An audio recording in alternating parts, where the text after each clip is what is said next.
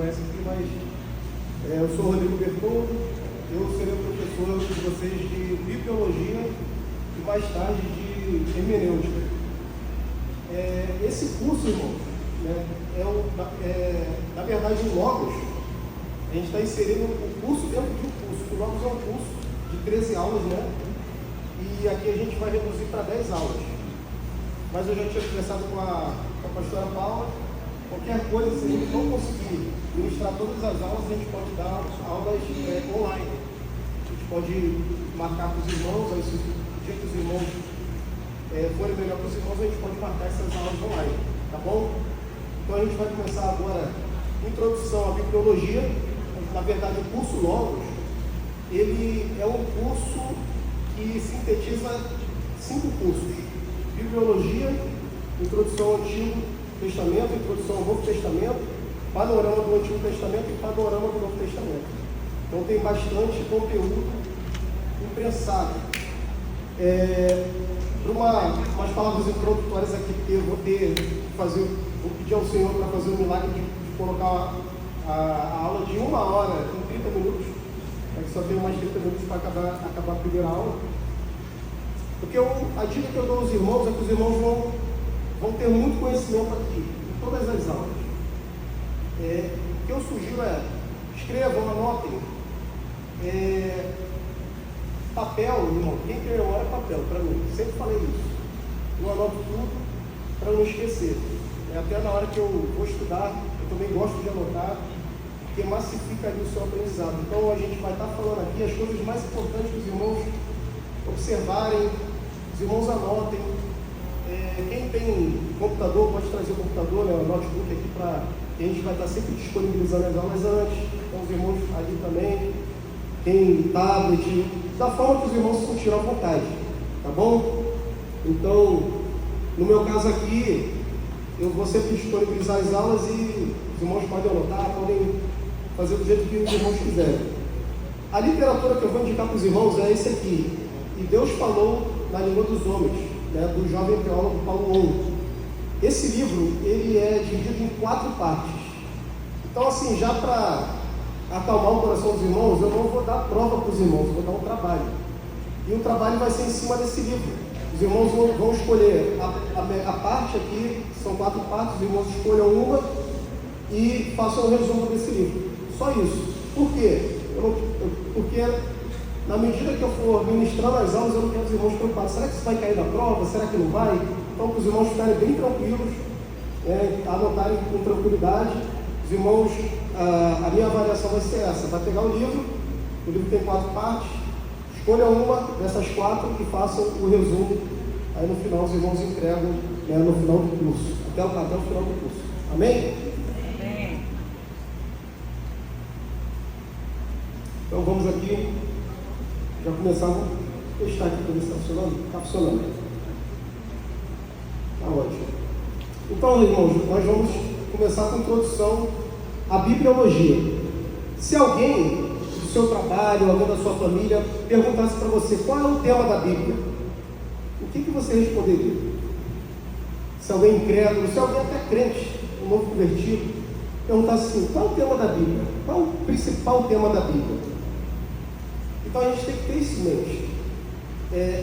A bibliologia é a primeira matéria a ser dada, porque é a base de todas as outras.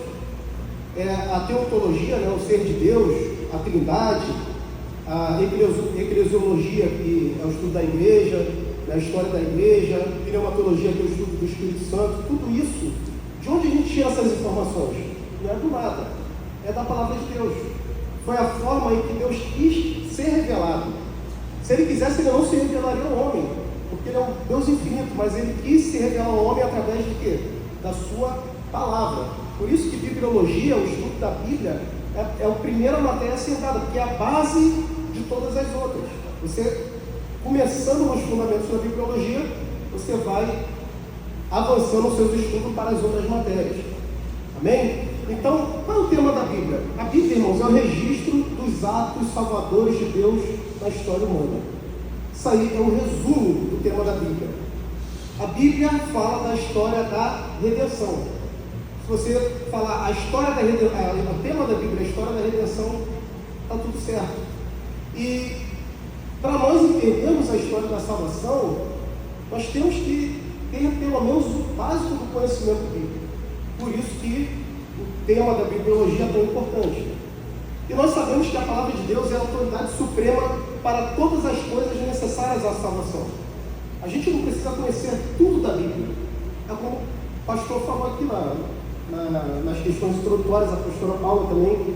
Ninguém vai sair daqui um teólogo falando hebraico e grego, mas a gente vai ter um conhecimento básico para que tenhamos as informações necessárias para buscar as outras coisas, o conhecimento bíblico.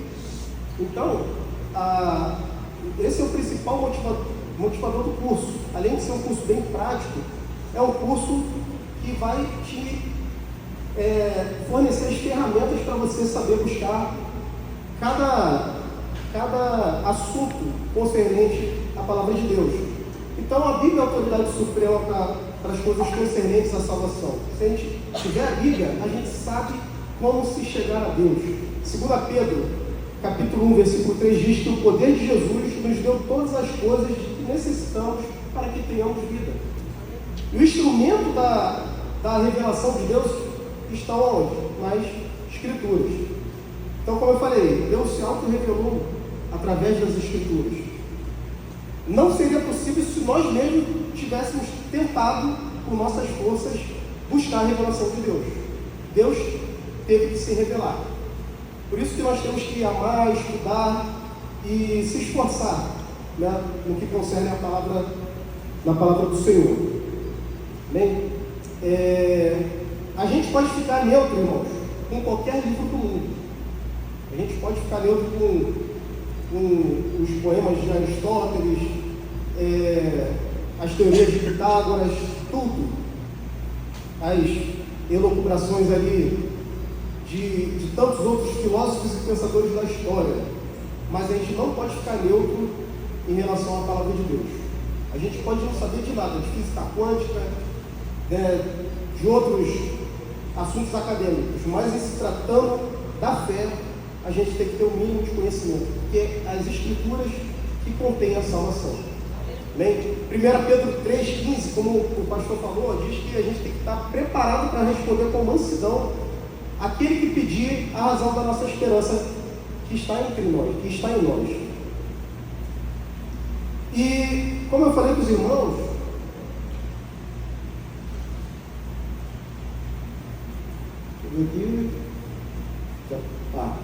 como eu falei para os irmãos, a história da redenção, ela pode ser dividida em 4 partes.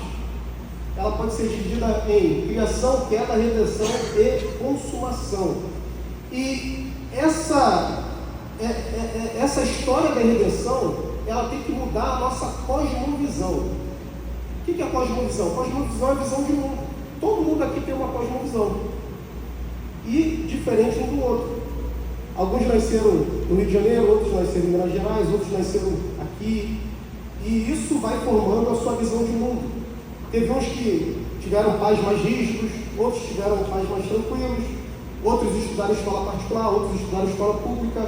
E tudo isso vai formando a sua cosmovisão. E todo o conhecimento que nós adquirimos, todo esse know-how, toda a convivência, a experiência, vai criando a nossa cosmovisão. E quando nós encontramos a Cristo, quando nós conhecemos as Escrituras, a história da redenção, essas partes aqui, tem que mudar a nossa cosmovisão, tem que influenciar a nossa cosmovisão, o nosso ponto de vista pessoal, a forma que nós entendemos a vida. A nossa tomada de decisão tem que estar baseada no quê? Nessa cosmovisão. Por isso que a nossa cosmovisão sempre deve ser uma cosmovisão bíblica. Por exemplo, eu não vou começar a queimar a árvore do nada porque eu sei que é fruto da criação de Deus. Se alguém me dá uma fechada no trânsito, eu sei que essa pessoa ela foi afetada pela queda. Aí é uma pessoa egoísta que está só pensando nos seus interesses.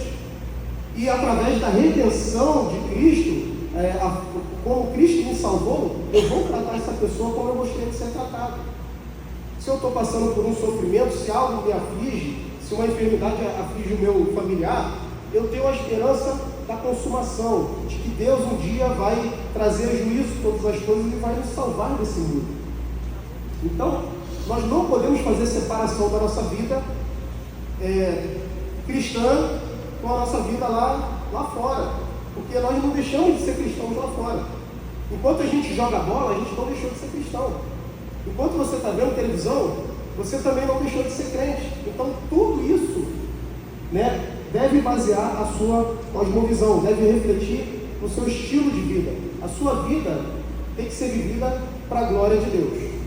Amém? Então, são esses 4 pilares históricos que ajudam a nortear a nossa visão.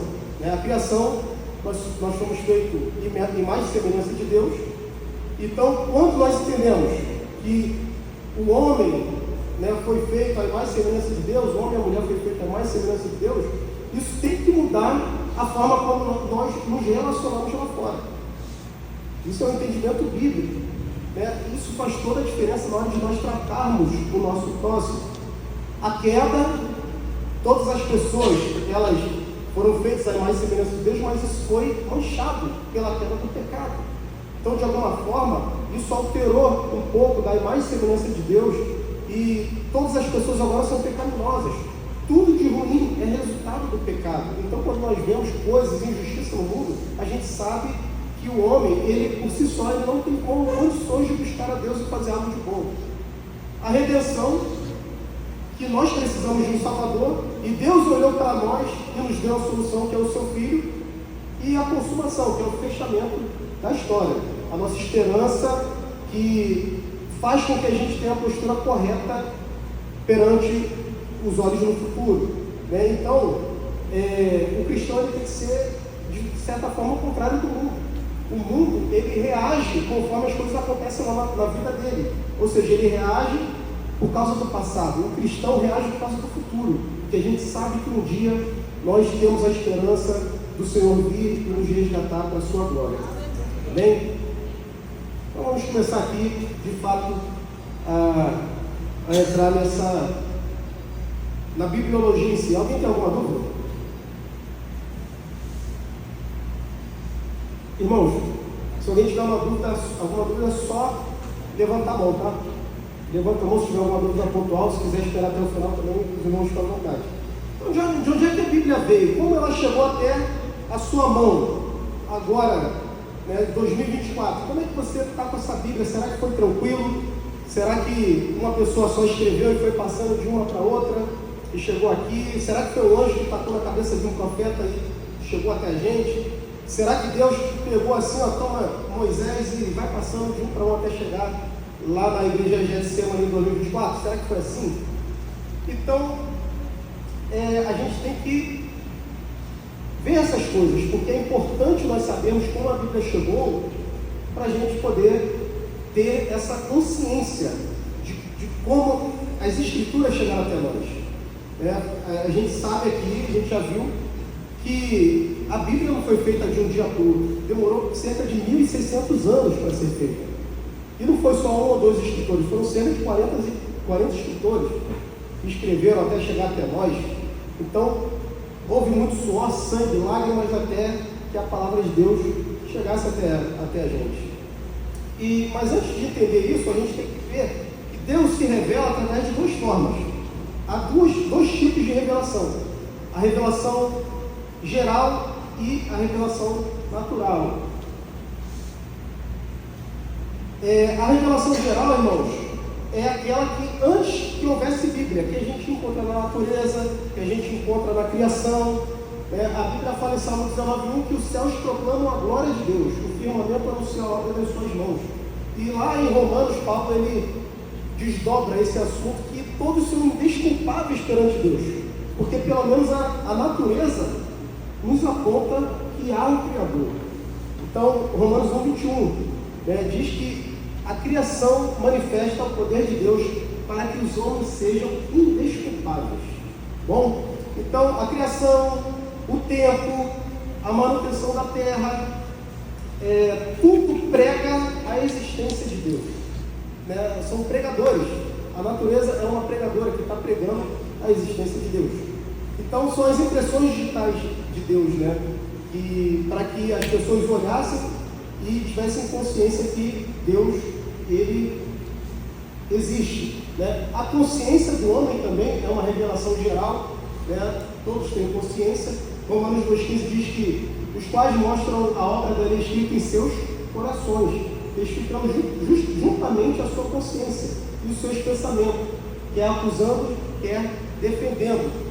Lembra quando Caim matou Abel? Não existia lei, não existia nada escrito, mas ele sabia que fez algo de errado, porque ele matou o seu irmão. Por quê? Por causa da sua consciência. É o que Deus deixou em cada ser humano, né? Desde o princípio sempre houve um conhecimento de Deus, mesmo sem a lei escrita, tá bom? E a revelação especial, né? No próprio Salmo 19 é apresentada outra forma de revelação, que é o que? Através das Escrituras. A lei do Senhor é perfeita e restaura a alma. O testemunho do Senhor é fiel e dá sabedoria aos simples. Então, essa é a revelação especial que nós vamos estar estudando, a Bíblia.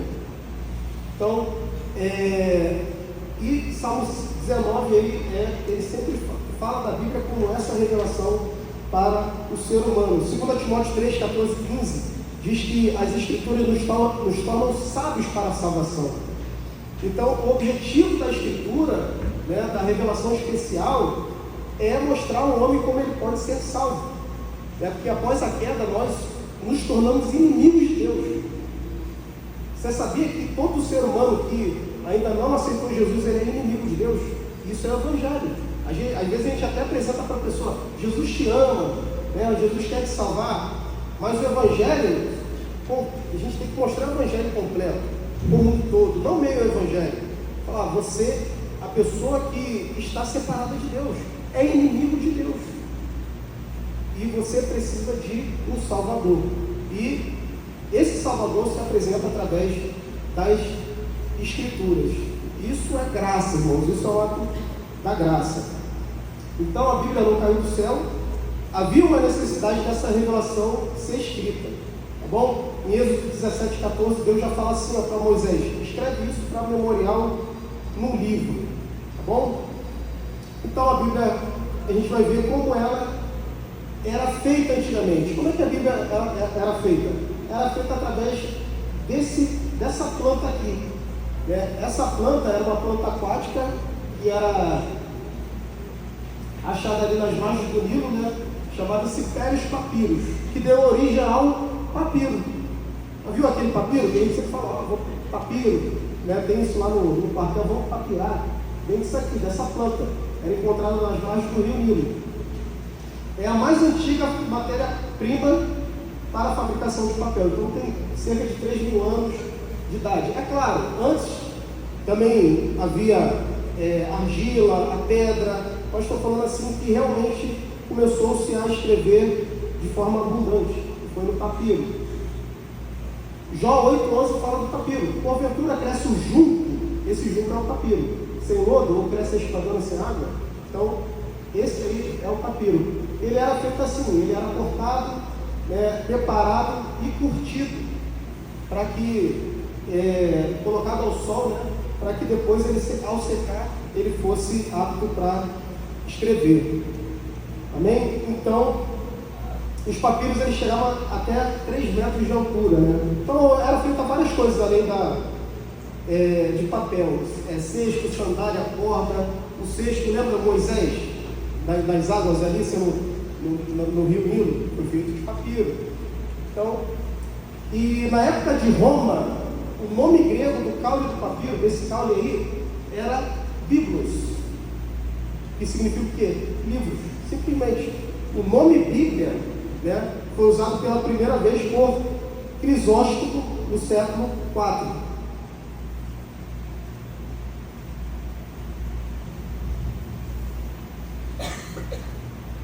Eu acho que eu estou voltando, né? Estou voltando, calma aí.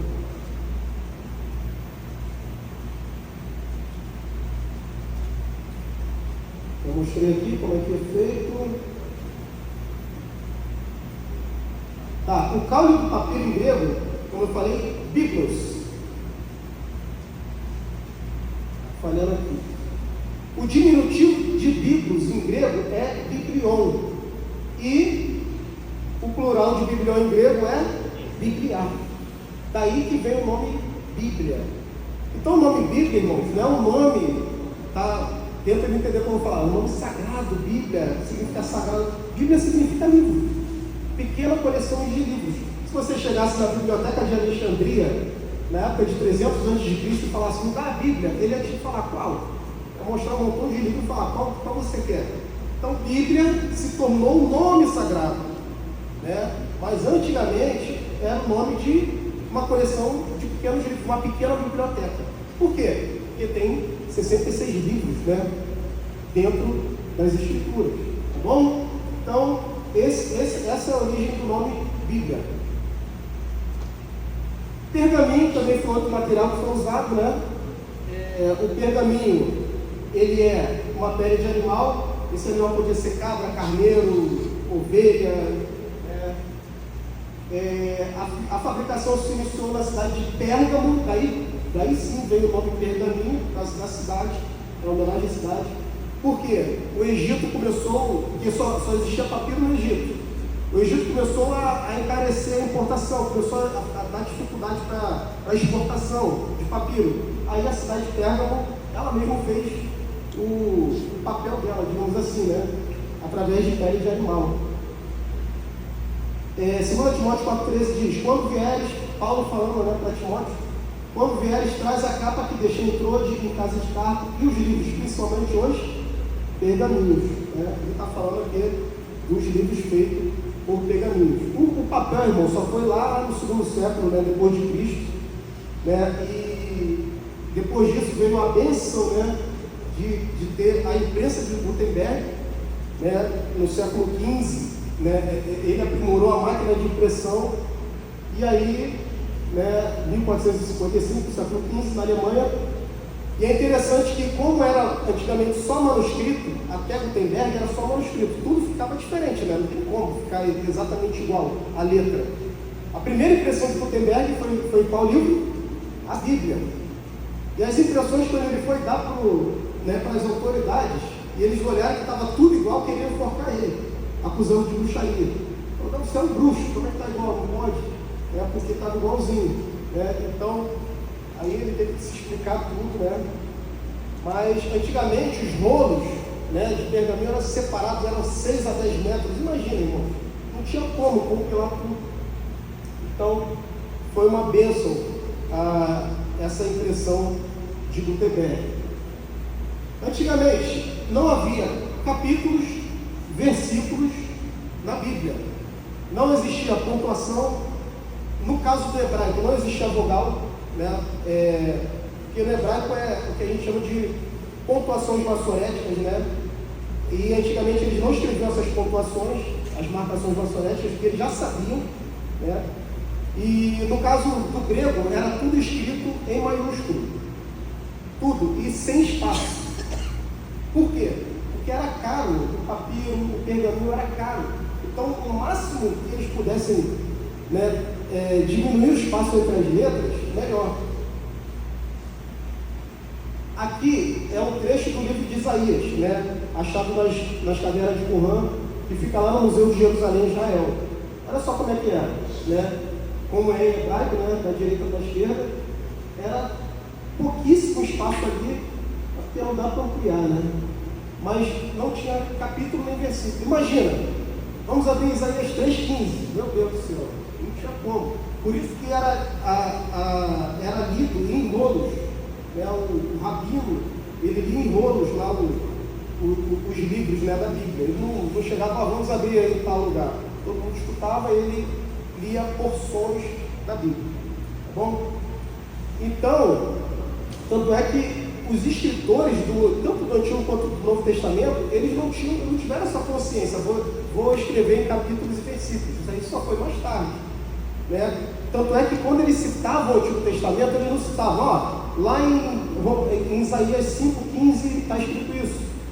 Ele falava, o que eles falavam? Está escrito. Ou, como Isaías disse, tal, né?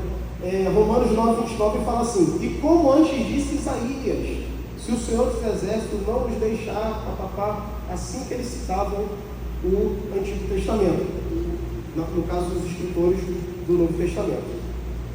Amém? Então, no quarto e no quinto século começaram a tentar dividir a Bíblia, né? Mas a divisão moderna, como nós conhecemos, só no século XIII, depois de muito tempo.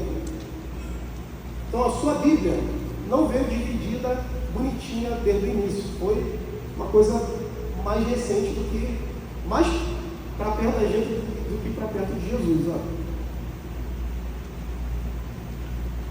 Então, primeiro, a dividir em capítulos foi Stephen Langton, né, foi o arcebispo da Cantuária, né, lá na Inglaterra no século XIII, e Hugo de Sancher, né, ou Hugo de Santo Caro, né, o cardeal franco-dominicano no século XIII. Então, eles dividiram 1189 capítulos, só os capítulos, tá bom? E o Langton começou a dividir primeiro, né? Depois Hugo de Sancher acrescentou ali as divisões. E os versículos, irmãos?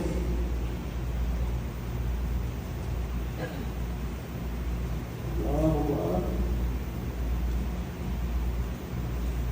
Isso. Foi. Tudo mais. Os versículos foi Robert Estienne, foi o impressor de Paris, na França, né? Lá no século XVI. Ele dividiu em 31.173 versículos, tá bom? Então, a gente vê que a Bíblia não foi certinha, bonitinha, dividida, né, como nós temos hoje, mas, graças a Deus, hoje nós temos essa facilidade. Então, os profetas, os apóstolos, os escritores da Bíblia, eles escreveram a Bíblia normal, depois que alguns homens foram dividir para facilitar, né, o uso e manuseio da Bíblia. Amém? Amém. Alguém tem alguma dúvida, irmãos? Os irmãos estão me acompanhando? Sim. Vamos lá, os idiomas da Bíblia. Quais são os idiomas da Bíblia, irmãos? Hebraico, grego e aramaico. Então, o Antigo Testamento está um pouquinho fraco ali, mas o Antigo Testamento é o hebraico, e quase todo o Antigo Testamento é hebraico, né? Fora poucas porções, mas... E o hebraico, ele tem 3 fases, né, na Bíblia. Ele tem a fase do próprio hebraico, ou hebraico arcaico ali, o hebraico pré-exílico e o hebraico pós-exílico. Então, são várias fases ali do hebraico. Essa aqui é o alfabeto hebraico, essa coisa bonita aqui, né, Aleph, Bet, Gimel, até chegar ao Tavel, até o chegar ao Tavel, tá? Em Mateus 5,18 diz assim: porque em verdade vos digo que até o céu e a terra passam, nenhum jota ou um tio jamais passará da lei sem que tudo seja cumprido. Esse jota, irmãos, né, se a gente for ver no hebraico, ou melhor, no original, que palavrinha que ele está falando? Né? É o jota, tá? É esse iod aqui, é o iod. Quando ele fala nenhum jota passará da lei, é a menor letra hebraica, que é esse iod aqui, é a menor letra hebraica. Então ele está falando, nada vai passar, nem as coisas menores da lei, tá bom?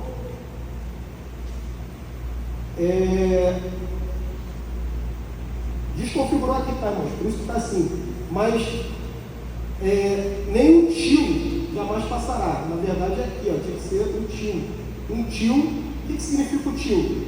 É esse pedacinho de letra aqui. Essa letra aqui, da esquerda é o Dalet, essa letra aqui é o Resh. A diferença entre eles é aquele pedacinho ali, na direita, tá vendo?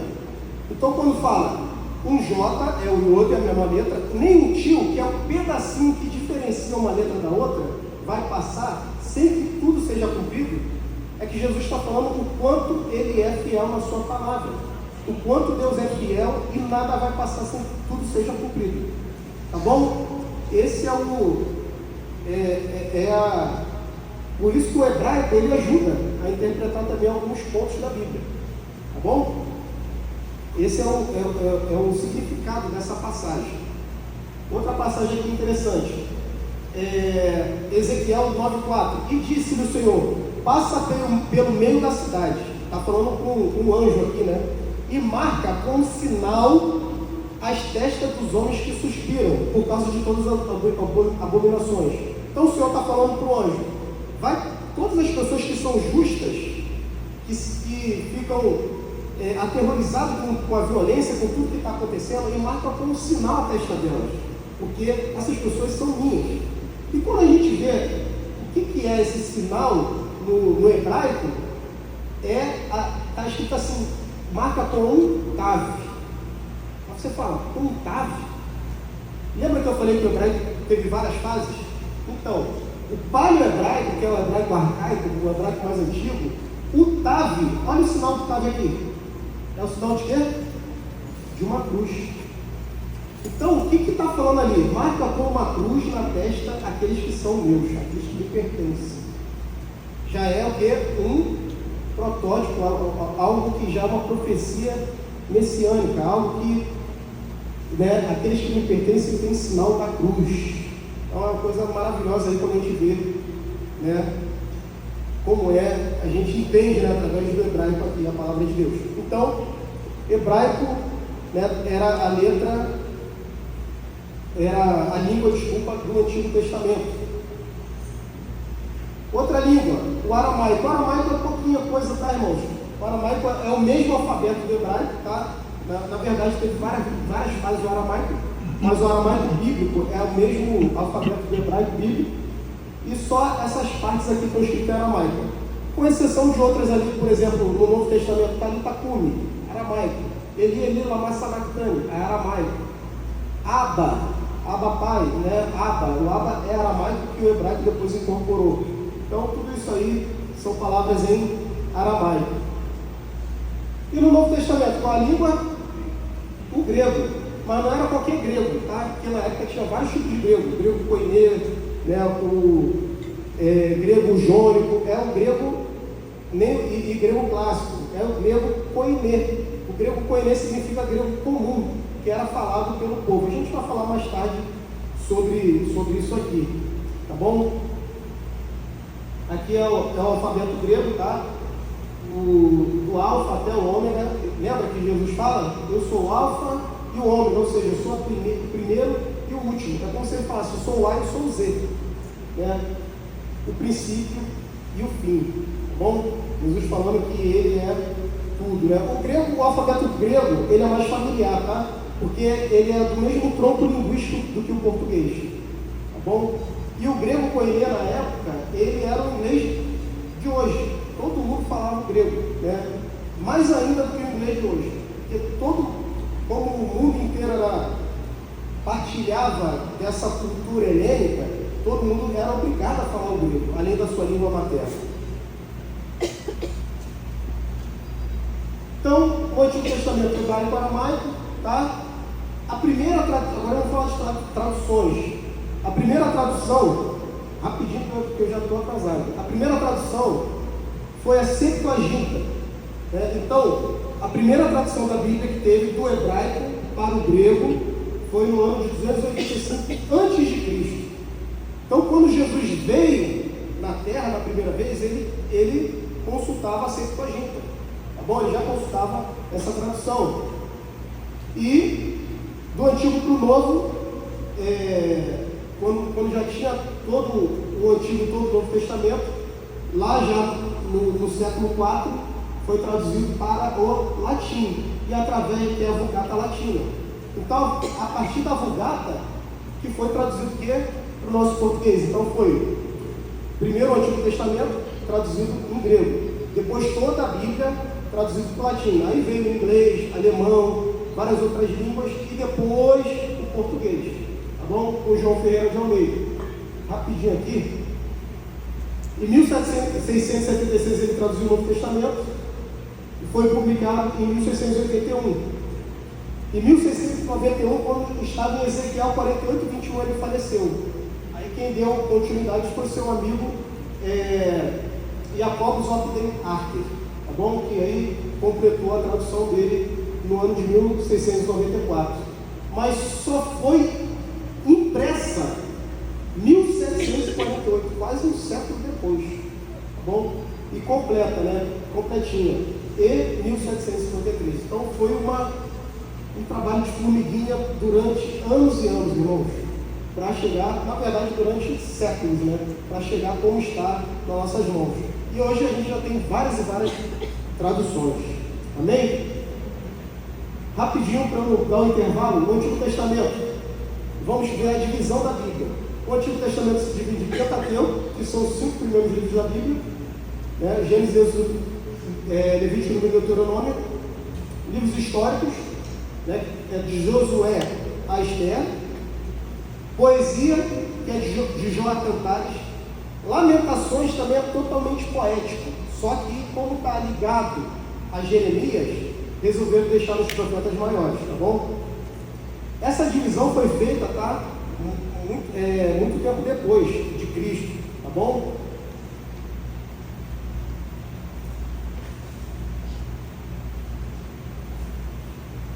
Profetas maiores, Isaías, Jeremias, Lamentações, que é Lamentações, Jeremias, Ezequiel e Daniel, e os 12 menores, né? Os 12 profetas menores, de Osés a Malaquias. O Novo Testamento, Evangelhos, os 4 Evangelhos, Mateus, Marcos, Lucas e João, sendo que os 3 primeiros são Evangelhos sinóticos. O que são Evangelhos sinóticos? Vem do grego, sim, é mesmo óptico, olhar, né? Mesmo olhar. É porque os 3 são bem parecidos. E a gente vai ver por quê. João já se destaca um pouquinho mais, porque tem outro objetivo, tem outro olhar, tá? Livro histórico, que é só Atos, né? É o único livro histórico do Novo Testamento.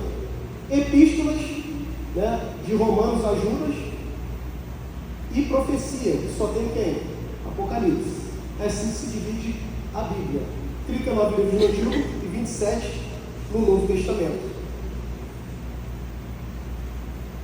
A divisão da Bíblia hebraica, irmãos. Antigamente a Bíblia hebraica era dividida assim. E é importante a gente saber, porque algumas questões de interpretação temos que ter noção de que era dividido na época de Cristo assim. Cristo, quando veio ao mundo, a Bíblia hebraica era dividida desse jeito, diferente da nossa. O conteúdo é o mesmo. O conteúdo é o mesmo, igualzinho. Só que a divisão é um pouquinho diferente. Lei, que é praticamente a mesma coisa, né? Profetas, que é Josué, Juízes, Samuel, Reis, Isaías, Jeremias, Ezequiel e os 12, né? Os 12 profetas menores. Escritos, Salmos, Provérbios, Jó, Cantares, Ruth, Lamentações, Esther, Eclesiastes, Daniel. Está vendo que Daniel não faz parte dos profetas. Tem uma coisinha teológica, mas não dá tempo de explicar. Esdras, Neemias, que é um livro só, e Crônicas, que é o último. Tá bom? E por que é importante saber isso aí? Olha só, Mateus 23, 35 diz, vou olhar aqui que está melhor. Para que sobre vós caia todo o sangue justo, Jesus falando com os fariseus, que foi derramado sobre a terra, desde o sangue de Abel. Quando é que fala, qual é o registro de Abel? Está onde? Qual livro? Gênesis. Até o sangue de Zacarias, filho de Baraquias. Quem é esse Zacarias? Não é o profeta, é um outro justo, que onde fala da história dele? Em Crônicas. Então é como se Jesus falasse assim, ó, tá repreendendo os fariseus, fala que todo o sangue justo vai recair sobre ele, de todo o Antigo Testamento, de Gênesis a Crônicas. Para a gente é Gênesis a Malaquias, para eles é Gênesis a Crônicas. Então, isso aí Jesus está falando que todo o Antigo Testamento está nisso aqui, do sangue de Abel até o sangue de Zacarias, de Gênesis a Crônicas. Tá bom? Por isso que é importante saber disso aí também.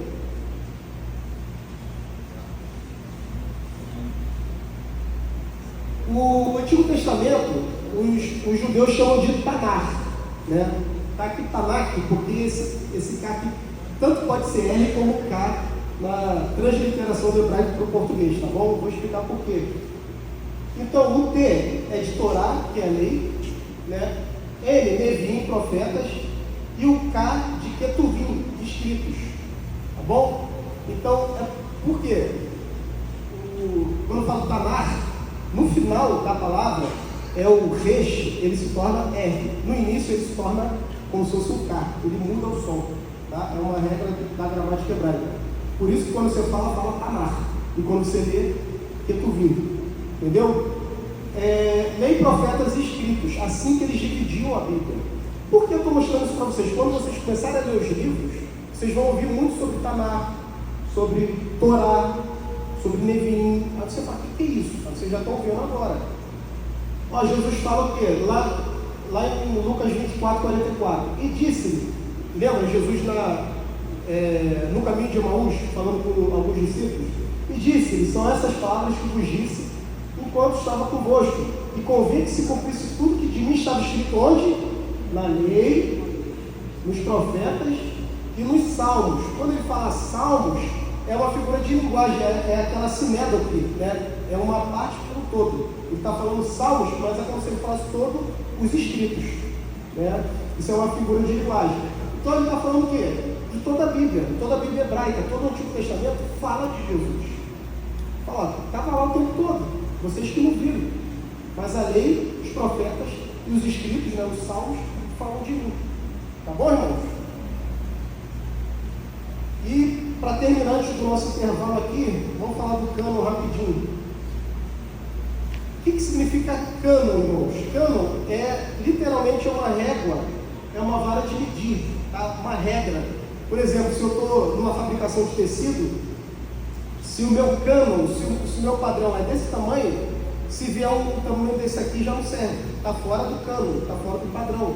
Então, o cânon é o padrão, é a régua, é a medida certa. Gálatas 6,16 fala, e a todos quanto andarem conforme esta regra, o que está escrito no grego? Nesse cânon. Paz e misericórdia sobre ele e sobre os de Deus. O que é o cânon? O cânon é todos os livros da Bíblia que são inspirados. Né? Porque a gente sabe que tem muitas literaturas, mas só inspirados, só que são canônicos, são os livros que tem na Bíblia. A gente sabe que a Bíblia católica tem mais livros, né? que a gente não considera como canônicos. Tá bom? Então, quais os critérios de canonicidade? No Antigo Testamento foi fácil, porque Jesus ele falou de todos, ele sempre citou os livros do Antigo Testamento. Tá? E os livros do Novo Testamento, como é que foi? Primeiro, o escrito tem que estar vinculado a um apóstolo. Ou um apóstolo escreveu, ou alguém que é próximo de um apóstolo, ou a Cristo, né? Tiago não era apóstolo, tá? Tiago, irmão de Jesus. Quem escreveu o livro de Tiago, irmãos? A carta de Tiago não foi o Tiago, o Tiagão, o Tiaguinho, que vocês veem lá no The Chosen, tá? Foi o irmão de Jesus, tá bom? A gente vai ver isso mais para frente. E Judas?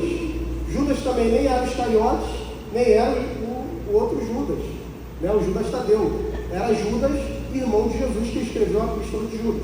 A gente vai ver isso aí. Marcos também não era apóstolo, mas ele era o quê? Ele era um discípulo de Pedro. Lucas também não era apóstolo, mas era discípulo de Paulo. Então, para ser canônico, o escrito tinha que ser feito por um apóstolo, escrito por um apóstolo, ou ligado ao apóstolo. Segundo, não está em contradição com outros textos bíblicos. Não pode, senão não tem como. Então, a gente pode ter paradoxo. Existe paradoxo. Paradoxos são duas verdades que apontam para uma mesma finalidade, que parecem se contradizer, mas são verdades, mas não se contradizem. Agora, contradição não pode ter. Uma coisa que fala, a salvação é pela graça, mediante a fé. Se um livro está escrito, a salvação é pelas obras, já não é canônico.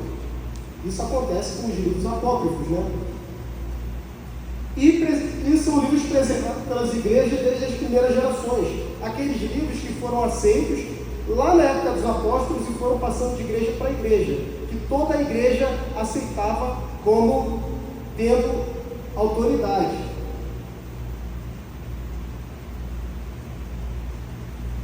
Importante, irmãos, grave isso aqui no coração de vocês. O processo de canonização não concedeu autoridade aos livros bíblicos. Os livros que eram reconhecidos como tendo autoridade eram acrescentados ao cânon. O que isso significa? Não foi a igreja que determinou que era canônico. Os livros já eram canônicos e a igreja somente reconheceu. Tá bom? É como se fosse assim. Deixa eu pensar aqui no exemplo. Por exemplo, quando o ser humano, sei lá, descobriu que o cachorro era mamífero, sei lá. O cachorro a partir de agora é um animal. Não, foi descoberto e foi reconhecido como animal, mas o cachorro já existia, né? E só o ser humano reconheceu. É mais ou menos assim, não tenho um exemplo claro, mas é só para vocês lembrarem.